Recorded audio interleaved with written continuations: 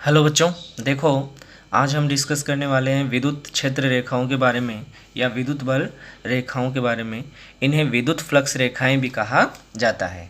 तो सबसे पहले हम बात करें कि विद्युत क्षेत्र रेखाओं की परिभाषा क्या है। तो विद्युत क्षेत्र में खींचा गया वह काल्पनिक निष्कोण वक्र है जिस पर इकाई धनावेश स्वतंत्र रूप से चलता है, गति कर सकता है। इसका मतलब अगर हम कहें कि ये धनावेश है और ये ऋणावेश है तो यहाँ से एक काल्पनिक निष्कोण वक्र है। काल्पनिक है, पहली बात तो कैसा है, काल्पनिक है और उसके बाद में ही निष्कोण है, अर्थात उसमें कोई कोना नहीं बनेगा, वो इस तरह से एक वक्र बनेगा। तो निष्कोण वक्र है जिस पर स्वतंत्र रूप से इकाई धनावेश को अगर हम यहाँ मान लें कि ये है इकाई धनावेश +1, ठीक है, तो वो गति करता हुआ चला जाएगा और कहाँ तक पहुँचेगा, नेगेटिव चार्ज तक पहुँचेगा। किसके कारण से, विद्युत क्षेत्र या विद्युत बल के कारण से यहाँ तक वो गति करता हुआ चला जाएगा। हम बात करने वाले हैं विद्युत बल रेखाओं की या विद्युत क्षेत्र रेखाओं की विशेषताओं के बारे में। तो पहली विशेषता अपनी है कि विद्युत क्षेत्र रेखाएं धन आवेश से बाहर की तरफ निकलती हैं, साथ में ही ये कहाँ तक होती हैं, अनंत तक चली जाती हैं। इसी प्रकार से अगर ऋणावेश की बात करें तो ऋणावेश में विद्युत क्षेत्र रेखाएं या विद्युत बल रेखाएं हैं वो अंदर की तरफ होती हैं, अर्थात मैं ज़्यादा स्पष्ट रूप से कहूँ तो ये अनंत से आती हैं और कहाँ तक अनंत से आती हैं और कहाँ तक आती हैं, ऋण आवेश तक आती हैं। ठीक है, फाइनली हम ये भी कह सकते हैं कि ये बल रेखाएं धन आवेश से निकलती हैं तथा ऋण आवेश पर समाप्त हो जाती हैं। धन आवेश से निकलती हैं तथा ऋण आवेश पर समाप्त हो जाती हैं। ठीक है, अच्छा एक बात और, अगर हम इस वक्र पर कहीं भी स्पर्श रेखा खींचेंगे तो वह स्पर्श रेखा विद्युत क्षेत्र की दिशा को दर्शाती है। फॉर एग्जाम्पल, जैसे ये अपना वक्र है और यहाँ कुछ बिंदु जैसे हमने ये बना लिए, 1 बिंदु, 2 बिंदु, 3 बिंदु, तो यहाँ जैसे ही हम स्पर्श रेखा खींचेंगे तो यह स्पर्श रेखा विद्युत क्षेत्र की दिशा को दर्शाती है और बार बार आप देख रहे हो विद्युत क्षेत्र की दिशा वो चेंज हो रही है। ठीक है, बहुत ही इंपॉर्टेंट पॉइंट है। सेकेंड पॉइंट की बात करें तो आप देख रहे हो सेम प्रकृति के 2 आवेश हैं वो मैंने रखे हैं पास पास, ये भी पॉजिटिव ये भी पॉजिटिव। अगर मैं नेगेटिव नेगेटिव लेता तो भी ऐसा ही कुछ होता, लेकिन उसमें डायरेक्शन वो फिर बदल जाती। ठीक है, तो जैसे ही हम इसको पास लेकर के आने का प्रयास करते हैं तो ये जो रेखाएं हैं ये दूर हटने का प्रयास करती हैं, या फिर कहूँ कि इस प्रकार से 90 डिग्री पर मोड़ने का प्रयास करती हैं, जो कि समान प्रकृति के आवेशों के मध्य प्रतिकर्षण की प्रकृति को दर्शाता है। कैसी प्रकृति को दर्शाता है, प्रतिकर्षण की प्रकृति को दर्शाता है। इसी तरह से अगर नेक्स्ट में देखें तो पॉजिटिव और नेगेटिव 2 चार्ज अगर हमने रखे तो दोनों चार्ज हैं वो पास आने का प्रयास करते हैं, अर्थात दोनों एक दूसरे को आकर्षित करते हैं। ये रेखाएं सिकुड़ने का प्रयास करती हैं और यहाँ से आप देख रहे हो पॉजिटिव से निकल रही है, नेगेटिव तक लेके हम जा रहे हैं इनको। ठीक है, तो इनके मध्य आकर्षण प्रकृति को ये दर्शाता है। सिकुड़ने का प्रयास करते हैं दोनों चार्ज एक दूसरे की तरफ, या विद्युत बल रेखाएं सीधा होने का प्रयास करती हैं। इसका मतलब हुआ कि ये कौन सी प्रकृति है, विपरीत प्रकृति के आवेशों के मध्य आकर्षण की प्रकृति को दर्शाता है।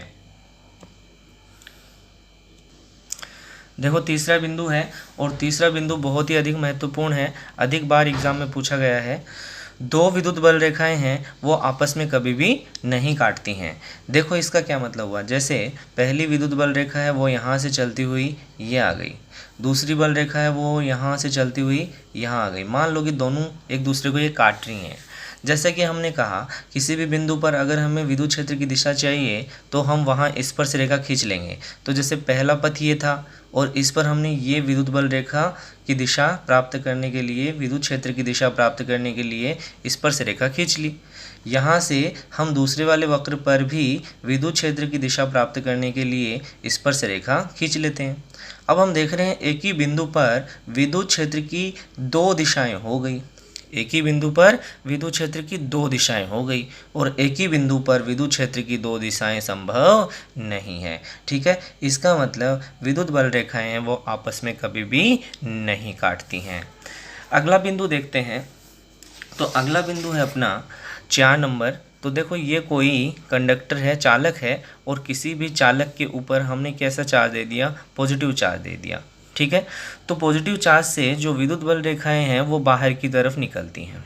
कैसे निकलती हैं, बाहर की तरफ। अच्छा, ये विद्युत बल रेखाएं हैं, अगर धन आवेश है तो सरफेस से, सतह से लंबवत बाहर निकलती हैं। कैसे बाहर निकलती हैं, लंबवत बाहर निकलती हैं। ठीक है, और अगर ऋण आवेश है, ये इस तरह से ऋण आवेश है, चालक प्रकृति को दर्शा रहा हूँ मैं, ये है ना, ऋण आवेश है, तो विद्युत बल रेखाएं सरफेस के अंदर लंबवत प्रवेश करती हैं। अर्थात ये जो एंगल है ये 90 डिग्री, ये 90 डिग्री है, ये वाला एंगल कैसा है, 90 डिग्री है ना। इसमें भी मैं बोल सकता हूँ ये 90 डिग्री है ना।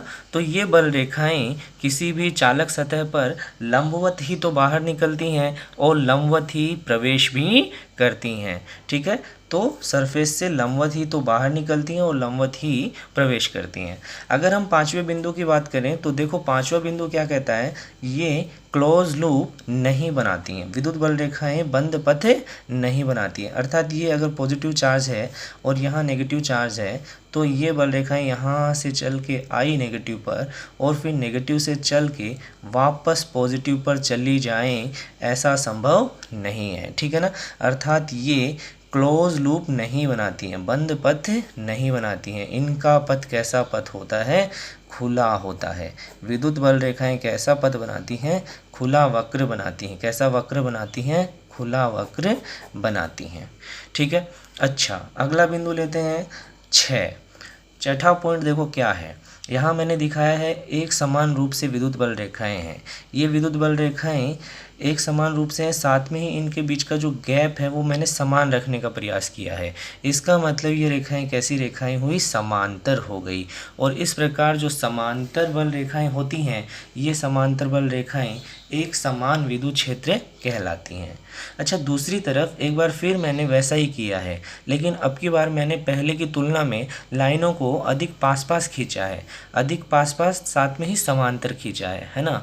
तो इस स्थिति में विद्युत बल रेखाएं हैं वो अधिक पास पास हैं। इसका मतलब विद्युत क्षेत्र है वो इसकी तुलना में तो कैसा होगा, प्रबल होगा। या फिर मैं ये कह सकता हूँ कि E2 है वो E1 से बड़ा होगा, है ना। तो इस तरह से आप समझ सकते हो, अगर विद्युत बल रेखाएं अधिक पास पास हैं तो वहाँ प्रबल विद्युत क्षेत्र होगा, और जब दूर दूर रेखाएं होती हैं, दूर दूर रेखाएं होती हैं तो वो इसकी तुलना में कैसा होता है, दुर्बल विद्युत क्षेत्र होता है। ठीक है, अच्छा अगला बिंदु है अपना, और ये है जैसे एक समान रूप से विद्युत क्षेत्र को मैंने दिखाया है। ठीक है, ये मान लिया मैंने ई वेक्टर है, एक समान विद्युत क्षेत्र है, इसमें समांतर लाइनें हैं वो हमने खींची हैं। और यहाँ असमान विद्युत क्षेत्र है, असमान विद्युत क्षेत्र में जो बल रेखाएं होती हैं वो कुछ इस तरह से होती हैं। यानी कि यहाँ पे जो विद्युत क्षेत्र है ये अधिक होगा। क्यों होगा, क्योंकि लाइनें हैं वो क्या हैं, पास पास हैं। और जैसे जैसे ये लाइनें आगे की तरफ बढ़ेंगी वैसे वैसे ये आपस में दूर होती चली जाएंगी। कैसे होती चली जाएंगी, आपस में दूर होती चली जाएंगी। और जैसे जैसे इनके बीच का गैप बढ़ेगा, इसका मतलब विद्युत क्षेत्र का मान है, परिमाण है वो घटता चला जाएगा। फॉर एग्जांपल जैसे मैं यहाँ और यहाँ की बात करूँ तो यहाँ तो एक समान रूप से समांतर लाइनें हैं, तो यहाँ और यहाँ दोनों ही परिस्थितियों में E1 और E2 का जो परिमाण है वो समान होगा। परंतु अगर यहाँ हम लें कि यहाँ E1 है और यहाँ कुछ दूरी के ऊपर आगे की तरफ E2 में दिखाता हूँ, अब पूछा जाए आपसे कि कौन सा अधिक होगा, तो जहाँ लाइनें पास पास हैं, जहाँ लाइनें पास पास है वह अधिक होगा, और जहाँ लाइनें दूर दूर हैं वह कैसा होगा, उसकी तुलना में कम विद्युत क्षेत्र होता है। तो ये कुछ विद्युत बल रेखाओं के बारे में हमने इम्पोर्टेंट बिंदु देखे हैं जो कि एग्ज़ाम की दृष्टिकोण से बहुत ही इम्पोर्टेंट हैं। देखो कुछ न्यूमेरिकल प्रश्न हैं वो करते हैं हम। तो पहला प्रश्न है वो आप देख रहे हो, वो है अपने पास, किसी धातु के गोले को 1 कूलाम आवेश से धनावेशित करने पर उससे कितने इलेक्ट्रॉन निष्कासित करने होंगे। ठीक है, तो ये हमें बताना है। कि अगर हम एक धातु के गोले से 1 कूलम आवेश है उसे निकालने के लिए कितने इलेक्ट्रॉन उसमें से निकालने पड़ेंगे। ठीक है, तो चार्ज का फॉर्मूला है वो हमें मालूम है, Q इक्वल टू होता है क्या, NE होता है। ठीक है, और इस परिस्थिति में हमें मालूम है कि Q की वैल्यू हमें प्रश्न में कितनी दे रहा है, वो दे रहा है 1 कूलम। ठीक है, 1 कूलम। अच्छा, नंबर ऑफ इलेक्ट्रॉन हमें निकालने हैं। E की वैल्यू सबको याद होनी चाहिए, वो होती है 1.6 इंटू 10⁻⁻19 कूलम। तो हम पुट कर लेते हैं, तो ये बन गया अपने पास Q इक्वल टू NE और नंबर ऑफ इलेक्ट्रॉन हो गए Q/E। ठीक है, N इक्वल टू Q का मान है 1 कूलम अपॉन E की वैल्यू हो गई 1.6 इंटू 10⁻⁻19। इसको हम थोड़ा सोल्व करते हैं, ये ऊपर चला गया तो ये बन जाएगा 10⁻19 अपॉन 1.6। इसको हम लिख सकते हैं N इक्वल टू, ये दशमलव में हटाता हूँ तो ये हो गया 10 और एक यहाँ से मैंने O ले लिया इससे, तो ये हो गया 10⁻18 अपॉन 16। ठीक है, तो 16 को डिवाइड करते हैं तो ये हो गया 50 और 8 ये हो गया 25 और 4 यानी कि अपने पास अभी है 25/4 इंटू 10⁻18 और हम इसको सिंप्लीफाई करते हैं तो अपने पास ये आ गया 6.25 इंटू 10⁻18 यानी कि इतने इलेक्ट्रॉन है वो हमें निकालने पड़ेंगे 1 कूलम आवेश के लिए। ठीक है, अपना अगला प्रश्न है, हम जैसा कि आप पढ़ पा रहे होंगे, ये है एक सिक्के से कितने इलेक्ट्रॉन निकाल लिए जाएं कि उस पर 10⁻⁻7 कूलम का आवेश आ जाए। इलेक्ट्रॉन निकालने हैं हमें, है ना। और जब भी हम किसी धातु से इलेक्ट्रॉन निकालते हैं तो उस पर कैसा चार्ज आ जाता है, पॉजिटिव चार्ज आ जाता है। ठीक है, तो हमें तो इससे कुछ लेना देना नहीं है, हमें तो बताना है कितना इलेक्ट्रॉन कितने निकलेंगे। तो सिमिलरली वही कॉन्सेप्ट है, वो अपने पास में Q इक्वल टू NE और N की वैल्यू हमें चाहिए। ठीक है, तो ये हो गया Q/E और Q की वैल्यू दे रहा है क्वेश्चन में 10⁻7। कितनी दे रहा है अपने पास, 10⁻7 है, अपॉन 1.6 इंटू 10⁻⁻19। हम इसे ऊपर ले लेते हैं तो ये हो गया N equal to 10⁻7 into 10⁻+19 upon 1.6। हमने जस्ट अभी सोल्व किया था इसको, ये ठीक वैसा ही है। तो ये हो गया 10⁻, कितनी, 7 माइनस की 19 प्लस की, तो ये हो गया 10⁻12 अपॉन 1.6 यानी कि ये हो गया, दशमलव में हटाता हूँ ये वाला, तो ये हो गया 100/16 इंटू 10⁻11 और हमने थोड़ी देर पहले इसको सोल्व किया था, ये कितना होता है 50 और ये हो गया कितना 8, 25, 4 यानी कि 25/4 गुना 10⁻11, तो ये हो गया 6.25 इंटू 10⁻11 इलेक्ट्रॉन होंगे। ठीक है, ओके। अच्छा देखो, अगला प्रश्न है अपना, तो उसमें हमें कह रहा है कि एक बिंदु आवेश Q1 और वो है 2 माइक्रोकूलम का, कहाँ रखा हुआ है, 2m 1m कोऑर्डिनेट पे रखा हुआ है। दूसरा आवेश है Q2 और वो है -5 माइक्रोकूलम का, जो कि कहाँ रखा हुआ है, -2m 4m पर रखा हुआ है। m से क्या है, मीटर है। ठीक है, तो हमें निकालना है Q2 पर Q1 द्वारा लगाया गया बल। Q2 पर Q1 द्वारा डाला गया या लगाया गया बल है वो हो जाएगा क्या, F21। अगर इसका उल्टा होता Q1 पर Q2 द्वारा लगाया गया बल तो वो हो जाता है F12।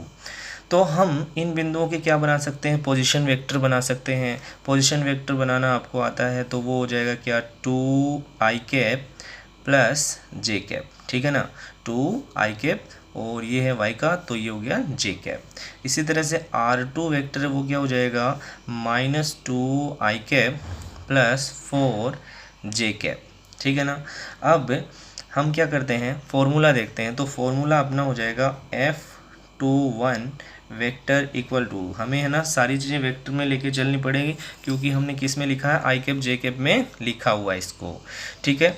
तो ये हो गया अपना Q1 Q2 अपॉन, नीचे आ जाएगा R21 वेक्टर का क्यूब इंटू R21 वेक्टर, ठीक है।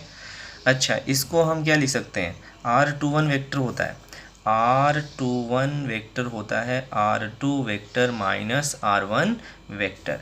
हम इसकी वैल्यू रख दें तो ये हो गया R21 वेक्टर बराबर, R2 रहा ये -2 आई कैप प्लस 4 जे कैप, माइनस का चिन्ह आती है, ये दोनों के चिन्ह बदल जाएंगे, 2 आई कैप माइनस जे कैप। तो R21 वेक्टर बराबर हो गया कितना, ये हो गया 4 आई कैप प्लस ये 4 और ये 1 यानी कि 3 जे कैप, ठीक है। ये बन गया अपने पास। तो ये क्या हो जाएगा, R21 वेक्टर का मोड चाहिए हमें और उसका भी क्यूब लेना है हमें।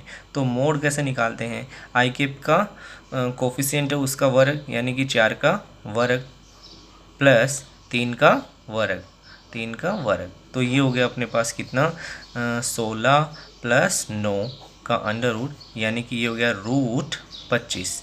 √25 कितना हो जाएगा, 5 हो जाएगा। यानी कि R21 वेक्टर का मॉडुलस का वैल्यू अपने पास में कितना आ गया है, 5 आ गया। इसका यूज़ हम करेंगे। तो देखो ये फॉर्मूला अपना है और ये मैंने लिखा Q1 Q2 upon R21 vector का क्यूब इंटू, इसकी वैल्यू हम रख लेते हैं, ये क्या है, ये है अपना R2 माइनस R1 वेक्टर और इसकी वैल्यू ये रही, ठीक है। ये वाली हमें पुट करनी है। तो देखो क्या हुआ अपने पास बना। अच्छा देखो अभी वैल्यू पुट करते हैं तो ये हो गया अपने पास F21 वेक्टर। तो यहाँ से के की वैल्यू होती है 9 into 10 to power 9 into Q1 हमें दिया कितना, 2 माइक्रो कूलाम, यानी कि 2 इंटू 10 टू पावर -6। माइक्रो को चेंज करने के लिए हम कितने से गुना कर रहे हैं, 10 टू पावर -6 से गुना कर रहे हैं। अच्छा Q2 हो गया कितना, माइनस का 5, तो माइनस से हमें कोई मतलब नहीं है, हम तो मैग्नीट्यूड ले रहे हैं, 10 to power -6, okay, into R2 minus R1 vector minus R1 vector. तो R2 vector minus R1 vector की वैल्यू ये रही, हमने इसको सोल्व किया तो ये -4 I cap plus 3 J cap, ठीक है, अपॉन R21 वेक्टर का मॉडुलस का क्यूब, और ये अपने पास में कितना आया, 5 आया। 5 का क्यूब हमें चाहिए, 5 का हमें चाहिए क्या, क्यूब, यानी कि 125 हो जाएगा। तो ये अपने पास में बन गया कितना, ये अपने पास बन गया F21 vector equal to 9 into 2 into 5 into, ये हो गया कितना, 6 और 6 हो गया 12 और 9, ठीक है। हम 12 में से 9 को घटा देते हैं तो ये बचा अपने पास 10 टू पावर कितना, -3, ठीक है। और ये है -4 I cap plus 3 J cap upon 125, ठीक है। अब ये सारी की सारी जो कैलकुलेशन है ये आप लोग करके देखना, आपका अभ्यास हो जाएगा। यहाँ से आप देख रहे हो ये कैंसिल हो रहा है 5 से 125, ठीक है ना। और इस तरह से आप इसे सोल्व करोगे तो ये फाइनली अपने पास में जो बचने वाला है यहाँ से वो बचेगा कितना, वो होगा 7.2 इंटू 10 टू पावर -4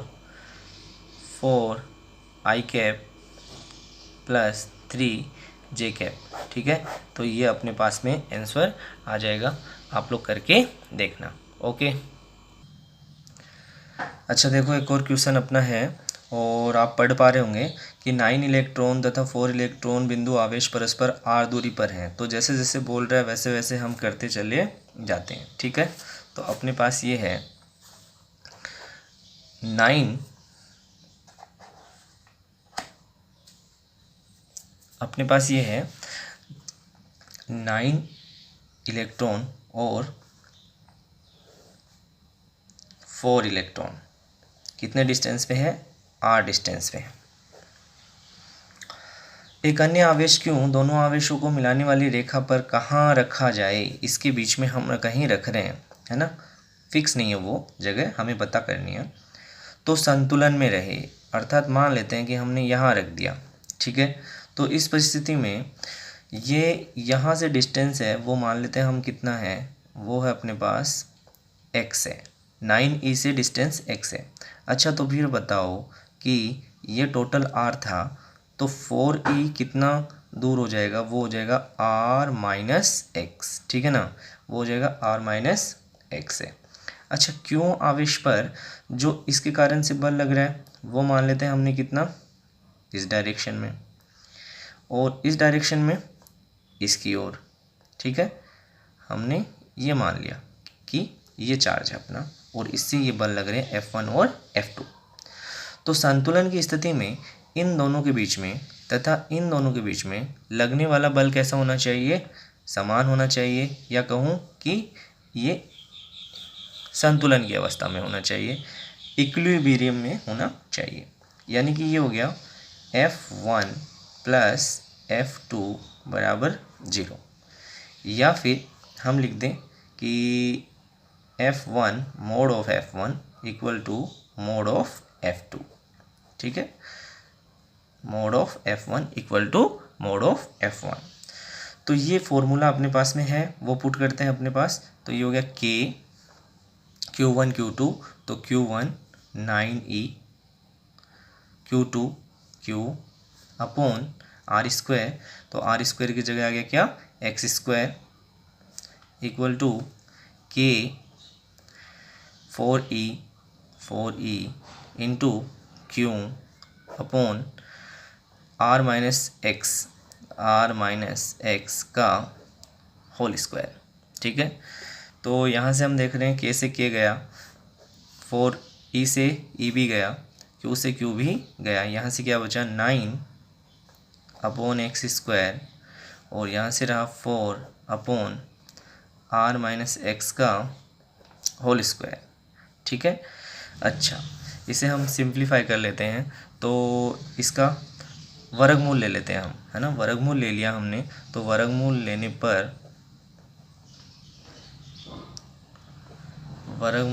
पर ये हो गया क्या, 3 upon X equal to 2 upon R minus X, है ना। कैलकुलेशन बिल्कुल इजी हो गई।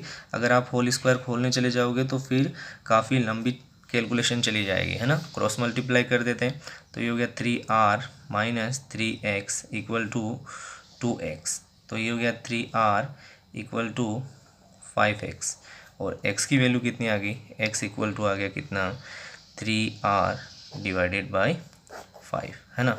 तो ये अपने पास में कितनी आ गई, वैल्यू आ गई x की, यानी कि इतने डिस्टेंस पे q को हमें रखना है, ठीक है। तो ये संतुलन की अवस्था में होगा। ओके, हम आगे और भी न्यूमेरिकल प्रश्न है वो करेंगे, लेकिन आज तक जो भी हमने किया है उसको आप रिपीट करते रहना, है ना। आज की कक्षा में सिर्फ इतना ही। Okay, thank you.